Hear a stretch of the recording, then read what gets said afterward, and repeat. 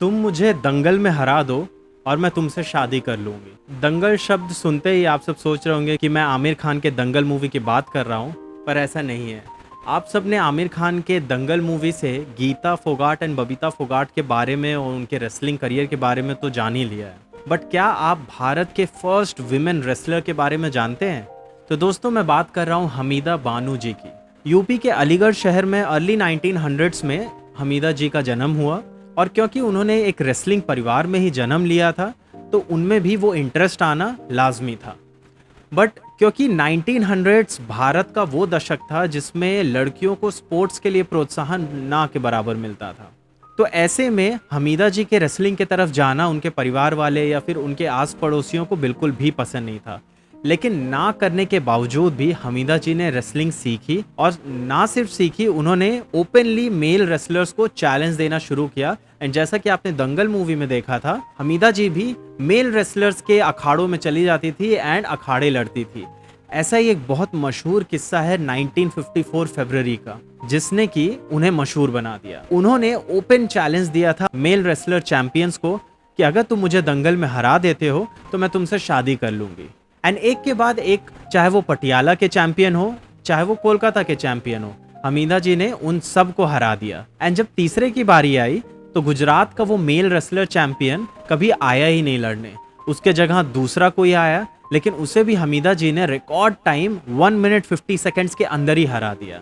ये सब देखते देखते उस दौर में हमीदा जी का नाम बहुत मशहूर हुआ। उनका डाइट, उनका रेजीम, उनका ये एटीट्यूड बहुत कवर किया गया।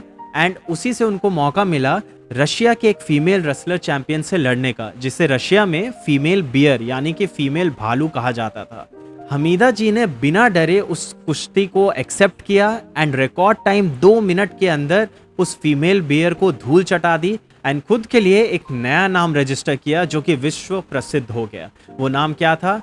Amazon of Aligarh. लेकिन अफसोस की बात है कि इसके बाद का हमीदा जी के करियर के बारे में ज़्यादा इन्फॉर्मेशन अवेलेबल नहीं है। ऐसा कहा जाता है कि उन्हें बहुत इंटरेस्ट था यूरोप जाके लड़ने का, लेकिन उन्हें कभी मौका नहीं मिला। क्या रीजंस थे ये क्लियर नहीं है, लेकिन ये क्लियर है कि हमीदा जी बीइंग अ रेसलिंग चैंपियन, जिन्होंने देश का नाम पूरे वर्ल्ड में प्रसिद्ध किया था, अपने आखिरी दौर में बहुत ही आर्थिक तंगी में जिए। कहा जाता है कि उन्होंने मिल्क के पैकेट्स बेचे, बिल्डिंग रेंट आउट्स किए और यहाँ तक कि रोड साइड स्नैक्स भी भेजे।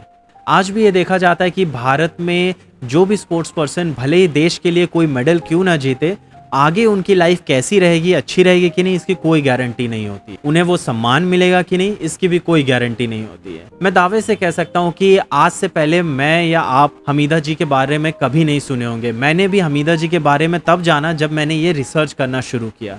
आपको क्या लगता है, अगर हमीदा बानो जी 1900s के टाइम में बिना किसी फाइनेंशियल सपोर्ट, बिना किसी फैमिली सपोर्ट के भी अपना नाम कर सकती हैं, तो आज के वक्त में जिसे भी सपोर्ट की ज़रूरत है स्पोर्ट्स के फील्ड में, अगर उसे वो मिले, तो क्या हम ओलंपिक्स में या फिर किसी अदर स्पोर्ट्स में दूसरे देश जैसे अमेरिका या फिर चाइना या फिर जापान से बेटर रिजल्ट्स ला सकते हैं? कमेंट करके ज़रूर बताइएगा। एंड अगर आपको ये स्टोरी पसंद आई हो तो लाइक एंड शेयर ज़रूर करिएगा।